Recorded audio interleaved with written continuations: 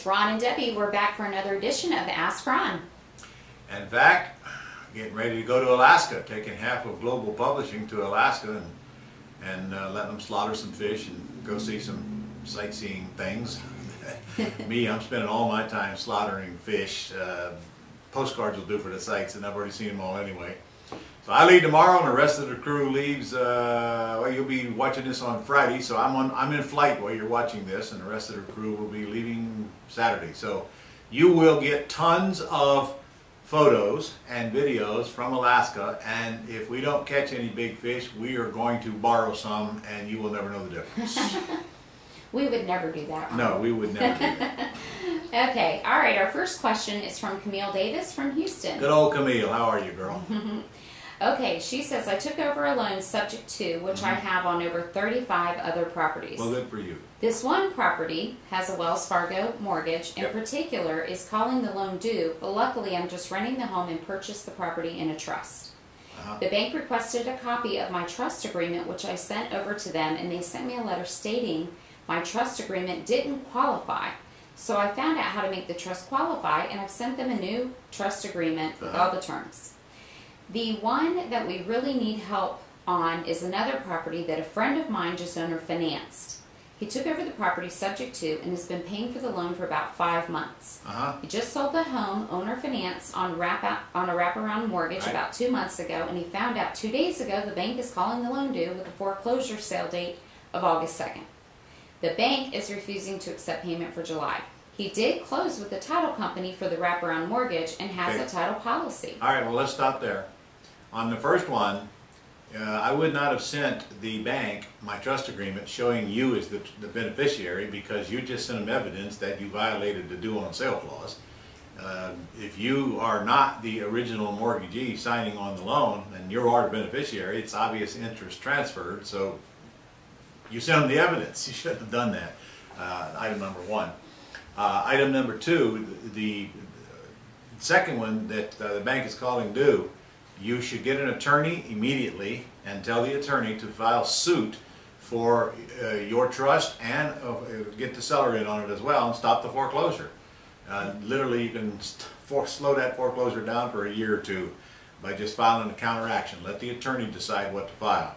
And then in the meantime, you might want to get the buyer that's in there to get a new loan and get cashed out on it pretty soon, because he or she or they will be involved in that lawsuit and in fact should be brought in as plaintiffs. Let them see an attorney, let the attorney advise them, and make sure you use a real estate attorney. In fact, I would look for one that has a history of suing banks. That's the kind of firm you want. That foreclosure will stop the minute they file a countersuit. Give you plenty of time. And you probably can talk the bank out of it. Once they know you're not going to cave in and then you're going to fight, then they're going to want to know, how can we get this to an end? And the end is just leave us alone until we get the thing cashed out and pay you. So you've got to get an attorney on that one for sure. All right. Okay, next is from Rachel Chin from Chicago. Rachel? She wants to know, what do I offer? I've got a condo asking $165,000. The mortgage balance is $40,000. Monthly payment. Stop, Rachel. Don't ever ask me what should I offer. My answer is always going to be, what is the seller offering you? When you ask me what I should offer, you're not asking the questions that are in our scripts to find out what the seller is willing to accept, such as, what's the least you could take for the property? May I assume you'll sell with nothing down? And what's the least you can take per month? You see, if you were asking those questions, you would know what's on the seller's mind and be able to easily translate that into whether you want to do it or whether you don't want to do it. Now, is there anything in that question that is not covered with my answer there, Debbie? I don't think so. She said that the owner would do owner financing. Okay, but you didn't ask the rest of the questions, did you? I know, you didn't, or you wouldn't ask me that question. Use my scripts. Yep, they're on the site. Okay. All right, next from Zachary Singer from Philadelphia. Zachary. I've been learning about the Pretty House intern system and am getting really excited to start implementing. However, as I talk to attorneys in Pennsylvania, I find that acts and subject to investing are illegal under various Pennsylvania laws. Okay. Well, first of all, your attorney wouldn't have a clue what acts is to begin with. Secondly, subject to is not illegal in Pennsylvania. We probably ought to notify that at least 10,000 people we got in Pennsylvania doing subject tos, but It is not illegal. Here's what you always want to ask an attorney when they tell you something is illegal. Could you lead me to the statute that indicates that, please? And if they don't know the statute, they're just making it up. I'm telling you, read the statute yourself. There's no law in Pennsylvania that says you cannot take over a debt when somebody wants to give you the house. And if there is, please send it to me, and I'll make it public. So look at the statute. You can go right on the state website and look it up for yourself. Better yet, save yourself some time and just have the attorney send you the statute. He did say that his dreams are crushed, Ron, and should he move to another state? Well, if you want to move to another state, that's up to you, but it has nothing to do with the due on sale clause. And if your dreams crush that easily, you're never going to achieve them.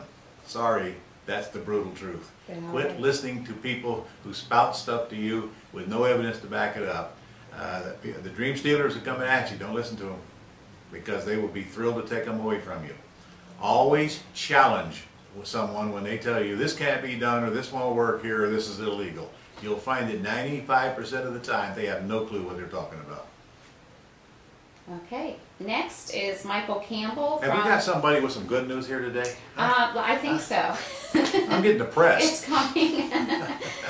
Okay, Hey, let's see what from? Michael Campbell can bring us from New Jersey. Hey, Michael. A lot of the leads I am getting want retail price for their property. No kidding. But they are open to do lease option and property is free and clear. That's okay, Michael. Can I set up a deal somehow? Absolutely, Michael. Gosh, to tell you, I haven't been to Quick Start School. Look, all sellers want retail price, and they all want cash. We're only dealing with the ones that will take terms in lieu of all cash, and there's tons of them out there. And all you've got to do is find the ones, read the scripts to them, and find out what their definition of terms are, and let them tell you what they will accept. If you're paying retail price, let's say you're paying $300,000 for a house and it's worth $300,000.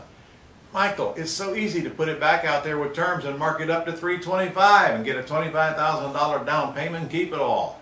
Because people who buy on terms will pay much more than people who pay cash for it. And frankly, I've been marking it up for years.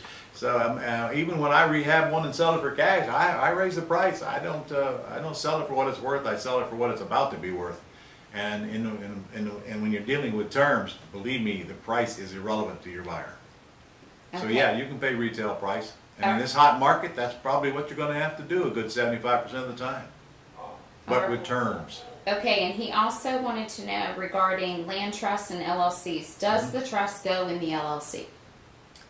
The LLC can be the beneficial interest for the land trust, yes.